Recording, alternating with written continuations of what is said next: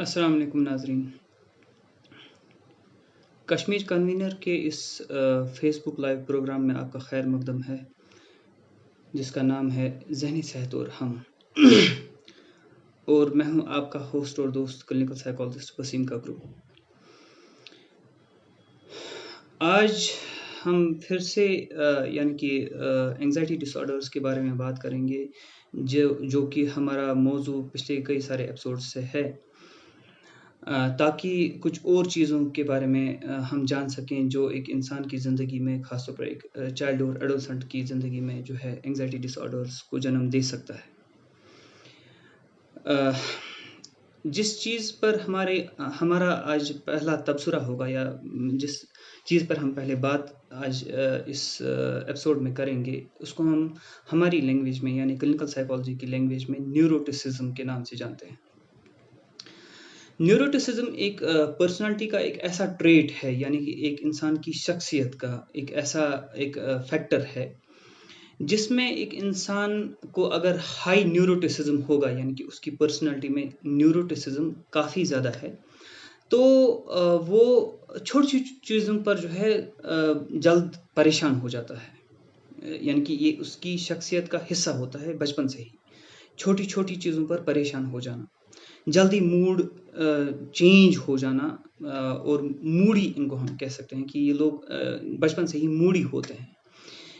इनको बचपन से ही छोटी-छोटी चीज़ों पर एंग्जायटी हो सकती है, काफ़ी परेशान हो सकते हैं ये छोटी-छोटी चीज़ों को लेकर। इनकी पेंसिल गुम जाए तो बहुत ज़्यादा परेशान हो जाएँगे। इनके फ्रेंड ने इनके साथ अच्छे से बात नहीं की तो उस चीज़ के पीछे काफ़ी ये सोचने लगेंगे। काफ़ी सेंसिटिव होते हैं ये बचपन से ही मुख्तलिफ़ चीज़ों को लेकर, और काफ़ी जल्दी फ्रस्ट्रेटेड भी फ़ील कर सकते हैं ये। यानी कि अगर इनकी लाइफ़ में अगर कोई ट्रिगर हो जाए, किसी फ्रस्ट्रेटिंग इवेंट में खुद को पाएँ, ये फ्रस्ट्रेटिंग सिचुएशन में खुद को पाएँ, तो ये अपना आपा जल्दी खो सकते हैं। और इनमें मुख्तलिफ़ किस्म की इमोशंस जो है जल्दी ओवरवेल्म कर लेती हैं इनको, जैसे एनवी किसी की, जेलसी किसी की, जल्दी डिप्रेस्ड फ़ील कर सकते हैं ये। बचपन से ही ऐसा इनके साथ होता रहता है। और कई बार अगर फॉर एग्ज़ाम्पल इनके फ्रेंड ने किसी और को फ्रेंड बनाया, तो ये काफ़ी जल्दी उसकी वजह से परेशान हो जाते हैं और खुद को जो है काफ़ी लोनली फ़ील करते हैं उस वजह से। जबकि उनका भी फ्रेंड होता है, लेकिन अगर उस फ्रेंड ने किसी और के साथ फ्रेंडशिप एस्टेब्लिश की, तो इनको बहुत बुरा लग सकता है। ख़ासतौर पर लड़कियों में अगर उनको न्यूरोटिसिज्म वाला ट्रेट जो है बचपन से ही उनकी शख्सियत का हिस्सा बन रहा हो आहिस्ता-आहिस्ता से। न्यूरोटिसिज्म खुद में कोई इलनेस नहीं है। न्यूरोटिसिज्म एक इंसान की शख्सियत का हिस्सा है। लेकिन अगर इस न्यूरोटिसिज्म पर काम नहीं हुआ एक इंसान की ज़िंदगी में, यानी कि अगर पेरेंट्स ने इस चीज़ को आइडेंटिफ़ाई करके इस पर काम नहीं किया, तो जो है ये आगे जाकर एक बच्चे को या एक एडोलसेंट को किसी भी एंग्जायटी डिसऑर्डर का शिकार बना सकता है। ख़ास तौर पर हम सोशल एंग्जायटी की बात कर लेंगे या जनरलाइज्ड एंग्जायटी डिसऑर्डर की बात कर लेंगे। तो यानी कि ये स्ट्रेसर्स को बहुत ही बुरे तरीके से हैंडल करते हैं। इनका जो रिस्पॉन्स होता है, वो अक्सर रिस्पॉन्स नहीं बल्कि रिएक्शन होता है टू द स्ट्रेसर्स। और ये छोटी-छोटी ऑर्डिनरी सिचुएशंस को भी जो है बहुत डिफरेंटली इंटरप्रेट करते हैं, बहुत ही एक्सट्रीम पर जाकर उनको इंटरप्रेट करते हैं, जिसकी वजह से इनको जो है रोज़मर्रा की माइनर फ्रस्ट्रेशंस भी ओवरवेलमिंग लग सकती हैं, और ये सिचुएशन को काफ़ी होपलेस समझ सकते हैं। इनको लग सकता है कि ये इनके बस की बात नहीं है। माइनर फ्रस्ट्रेशंस को हैंडल करना भी इनके लिए मुश्किल हो जाता है एट टाइम्स। तो काफ़ी सेल्फ कॉन्शियस ये हो जाते हैं, क्योंकि न्यूरोटिसिज्म का मतलब ही है कि यानी कि इनका जो फ्रस्ट्रेशन टॉलरेंस है वो बहुत कम है। इसीलिए अगर ये खुद को किसी सोशल सिचुएशन में पाते हैं जहाँ इनकी परफॉर्मेंस को इवैल्यूएट किया जा सकता है, तो ये काफ़ी सेल्फ कॉन्शियस होने लगते हैं, काफ़ी शाई होते हैं बचपन से ही ये बच्चे। और इनको जो है अपनी अर्ज्स को कंट्रोल करने में काफ़ी ट्रबल महसूस होता है और इसी तरीके से ये काफ़ी इम्पेशेंट भी होते हैं बचपन से ही। तो ये मैंने एक मुख्तसर तरीके से जो है न्यूरोटिसिज्म का एक खाका आपके सामने खींचने की कोशिश की, एक ग्राफ स्केच करने की कोशिश की। अगर पेरेंट्स ने इन फैक्टर्स को या जो भी ये एक शख्सियत का हिस्सा बन रहे हैं इस बच्चे की ज़िंदगी में, अगर इन चीज़ों को एक पेरेंट ने वक्त आते ही यानी कि लाइक अर्ली टाइम्स में ही जो ही ये चीज़ आहिस्ता आहिस्ता इसकी लाइफ में डेवलप हो रही है, इस चाइल्ड या इस एडोलसेंट की लाइफ में आहिस्ता आहिस्ता डेवलप हो रही है इसके मिजाज में, तो अगर पेरेंट्स ने इस पर काम किया और अगर फॉर एग्जाम्पल उनको काम नहीं समझ आ रहा है कैसे करना है, एक बच्चे की न्यूरोटिसिज्म को कैसे केटर करना है, और अगर उन्होंने मिसाल के तौर पर एक क्लिनिकल साइकोलॉजिस्ट को रुजू नहीं किया, तो आगे जाकर ये एक एंग्जाइटी डिसऑर्डर को जन्म दे सकता है एक इंसान की ज़िंदगी में, एक एडोलसेंट की ज़िंदगी में या इवन एक बच्चे की ज़िंदगी में, जिसके बाद फिर ज़्यादा एफर्ट्स लगाने पड़ सकते हैं। तो early intervention is the best intervention. इसीलिए इस प्रोग्राम के ज़रिए से मैं पेरेंट्स को ये समझाना चाहता हूँ कि they should be able to find कि कहीं उनके बच्चे में कोई न्यूरोटिक ट्रेट डेवलप तो नहीं हो रहा है, और अगर हो रहा है then they should be trying something to deal with that. और वो अगर गाइडेंस उनको चाहिए तो obviously they can reach to a clinical psychologist who can help them, अगर उनके बच्चे में न्यूरोटिक ट्रेट्स या न्यूरोटिसिज्म उनकी शख्सियत का हिस्सा आहिस्ता आहिस्ता बन रहा है।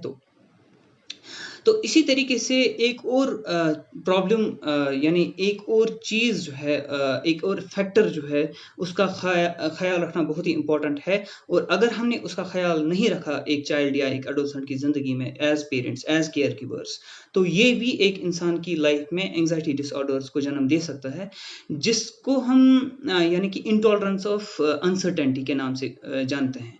इंटॉलरेंस ऑफ अनसर्टेनिटी का मतलब क्या है कि एक बच्चा बचपन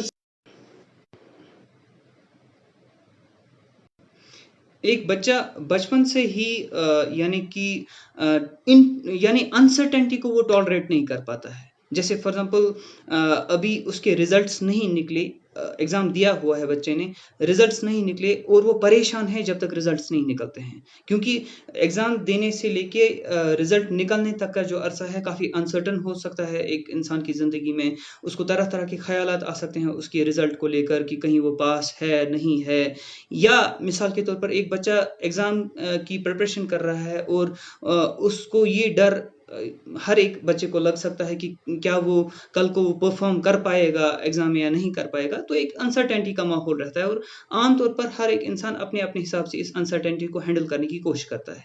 या आज के दौर में अगर हम बात करें पैंडेमिक्स के दौर में, तो पैंडेमिक्स के दौर में काफ़ी अनसर्टेनिटी है। एक स्टूडेंट की लाइफ में काफ़ी अनसर्टेनिटीज़ है, उसके करियर को लेकर, उसके हर रोज़ के जो क्लासेस होते हैं उनको लेकर कई बार अनसर्टेनिटी होती है, या उसके अपने नियर एंड डियर वंस की सेहत को लेकर अनसर्टेनिटी पैदा हो सकती है, या उसकी अपनी सेहत को लेकर भी अनसर्टेनिटी पैदा हो सकती है। लेकिन अगर एक बच्चे या एक एडोलसेंट को ये अनसर्टेनिटी हैंडल नहीं करनी आती है, अनसर्टेनिटी हर एक इंसान को किसी न किसी परसेंटेज में, किसी न किसी प्रपोर्शन में हैंडल करनी ही पड़ती है, because we are not sure about we are not absolutely sure about everything in our life। लेकिन अगर एक बच्चे को अनसर्टेनिटी को हैंडल करने में दिक्कत है और वो अपनी अनसर्टेनिटी को हैंडल नहीं कर पाता है, तो उसकी वजह से वो काफ़ी वरीड फील कर सकता है, क्योंकि उसको कंट्रोल चाहिए हर चीज़ पर। जब वो यानी कि उस अनसर्टेनिटी को एलिमिनेट नहीं कर पाता है अपनी लाइफ में, तो इस तरीके से भी वो बच्चा आगे जाकर एंग्जाइटी डिसऑर्डर्स का शिकार हो सकता है। तो यानी कि इस अनसर्टेनिटी की वजह से वो काफ़ी सेल्फ कॉन्शियस हो सकता है, काफ़ी अपनी परफॉर्मेंस को लेकर उसके दिमाग में शक पैदा होने लग सकते हैं। तो इसीलिए अनसर्टेनिटी को हैंडल करना उसको आना चाहिए एक प्रपोर्शन चीज़ों को लेकर एक अनसर्टेनिटी का प्रोपोर्शन जो है हर एक इंसान को बर्दाश्त करना पड़ता है। We can not eliminate uncertainties 100% from our life. तो इस चीज़ को लेकर अगर एक पेरेंट को समझ आता है कि उसके बच्चे में अनसर्टेनिटी को कंट्रोल करना या अनसर्टेनिटी को हैंडल करना नहीं आता है, उसको इंटॉलरेंस है अनसर्टेनिटी को लेकर, जहाँ-जहाँ पे भी उसको लगता है कि मतलब उसकी लाइफ में कोई चीज़ उसके कंट्रोल में नहीं आ रही है, तो उस चीज़ को लेकर अगर वो परेशान हो रहा है, वो चाइल्ड या एडोलसेंट, तो इस चीज़ को पेरेंट्स को नोटिस करना चाहिए और उनको यानी कि अनसर्टेनिटी को हैंडल कराना सिखाना चाहिए। अगर वो यानी अर्ली इंटरवेंशंस में ही कामयाब हो सके अपने बच्चे को या अपने एडोलसेंट को यानी कि अनसर्टेनिटी के साथ डील करना सिखा सके, तो they can do very well in their life. लेकिन अगर ये अनसर्टेनिटी के रिलेटेड जो इंटॉलरेंस बच्चे में पैदा हो रही है, इसको इग्नोर किया गया और तरह-तरह के यानी एक्सप्लेनेशंस देकर इसको अंडर द रग फेंक दिया गया, तो आगे जाकर यही इंटॉलरेंस ऑफ अनसर्टेनिटी जो है एक चाइल्ड या एक एडोलसेंट को किसी एंग्जायटी डिसऑर्डर का शिकार बना सकते हैं। तो ये दूसरी चीज़ थी।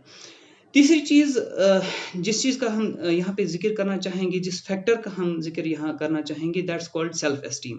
सेल्फ एस्टीम होता क्या है? एक इंसान अपने आप को इवैल्यूएट करता है, अपनी परफॉर्मेंस को इवैल्यूएट करता है और अपने आप को या तो पॉजिटिवली यानी पॉजिटिव लाइट में जानता है, या तो अपने आप के बारे में नेगेटिव एक परसेप्शन रखता है।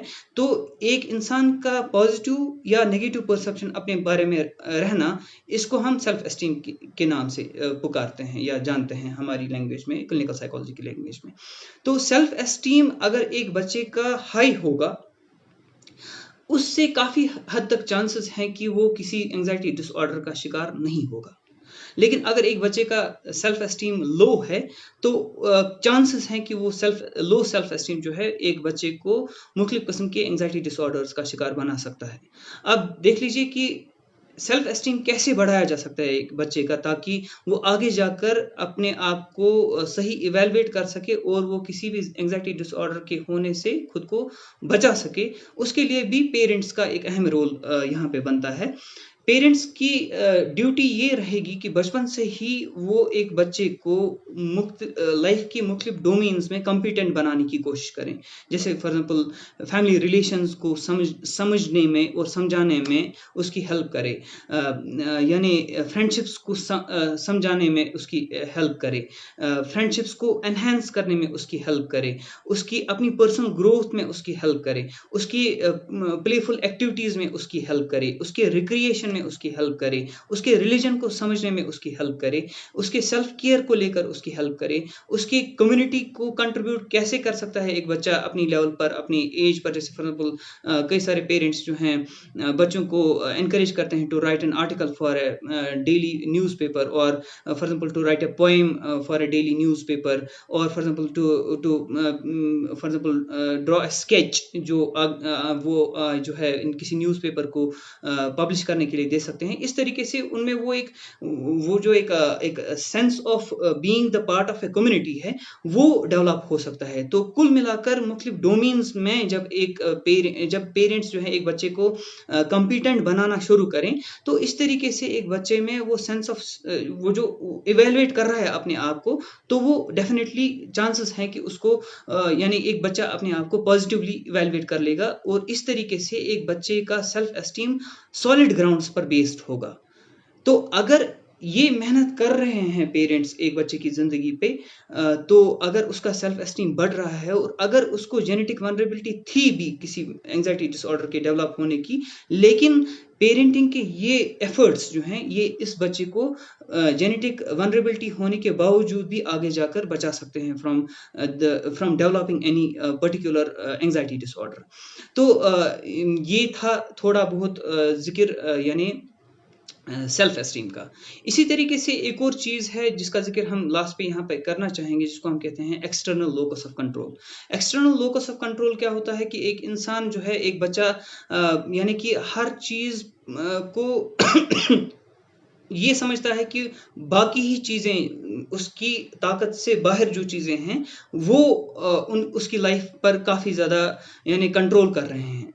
उसको ऐसा लगता है कि मतलब उसके हाथ में कुछ नहीं है, जिसको हम यानी कि इंटरनल लोकस ऑफ कंट्रोल कहते हैं, कि एक इंसान को लगे कि हाँ, मेरे हाथ में भी है, मुझ तक भी है अपनी लाइफ को तब्दील करना, या जिस तरीके से मैं रिस्पॉन्ड करूँ हालात को, वो मुझ तक भी है। लेकिन अगर एक बच्चे को ये दिमाग में आ जाए या आहिस्ता-आहिस्ता ये ज़हन डेवलप हो जाए कि लाइक उसके हाथ में कुछ नहीं है, जो भी है वो एक्सटर्नल हालात हैं या एक्सटर्नल सर्कमस्टेंसेस ही उसकी लाइफ को कंट्रोल कर रहे हैं, तो इस तरीके से वो काफ़ी डरने लगेगा अपनी हालात को लेकर, काफ़ी परेशान रहेगा अपने हालात को लेकर, और वो काफ़ी कोशिश करेगा अपने एक्सटर्नल सर्कमस्टेंसेस को कंट्रोल करने की, और उसकी वजह से ये होगा कि उसके एक्सटर्नल सर्कमस्टेंसेस उसको और ज़्यादा कंट्रोल करना शुरू करेंगे।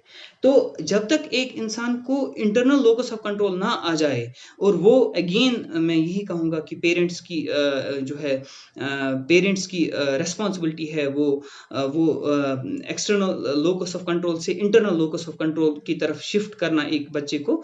तो अगर वो लोकस ऑफ कंट्रोल शिफ्ट हो जाता है और एक बच्चा जो है अपनी लाइफ को लेकर जिम्मेदारी लेना शुरू करता है कि सब कुछ चले ठीक है, सब कुछ उस तक ही नहीं है, हालात भी रिस्पॉन्सिबल होते हैं, लेकिन अगर वो कुछ कंट्रीब्यूशन अपनी तरफ पे अपनी शोल्डर्स पर भी ले कि हाँ, मेरी लाइफ में हालात को रेस्पॉन्ड करना मेरा भी फर्ज बनता है, और I should be learning how to respond to the circumstances rather than reacting to the circumstances. तो इस तरीके से आहिस्ता आहिस्ता एक बच्चे में वो कॉम्पिटेंस पैदा होने के चांसेस हैं रिस्पॉन्सिबिलिटी लेकर, तो जिस तरीके से फिर आगे जाकर उसकी लाइफ में मुख्तलिफ किस्म के एंग्जाइटी डिसऑर्डर्स की डेवलप होने के चांसेस बहुत कम हो सकते हैं। तो इस तरीके से आज मुख्तसर तौर पर आज मैंने इन 4 चीज़ों का ज़िक्र करने की कोशिश की, ताकि पेरेंट्स इन चीज़ों को समझ सके, या वो लोग जो ऑलरेडी किसी एंग्जाइटी डिसऑर्डर के शिकार हैं, अगर वो इन 4 चीज़ों में तब्दीली ला सकते हैं, तो ये भी उनकी लाइफ से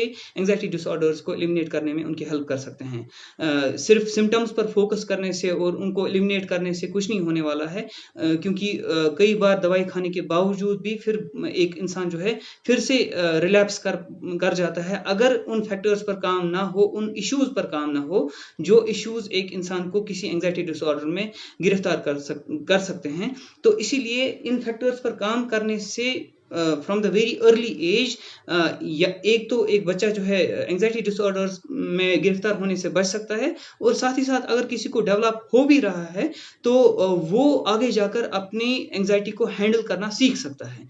लेकिन अगर पेरेंट्स ने इन सभी चीज़ों को इग्नोर कर लिया, तो they may find themselves in trouble with respect to their child's mental health आगे जाकर।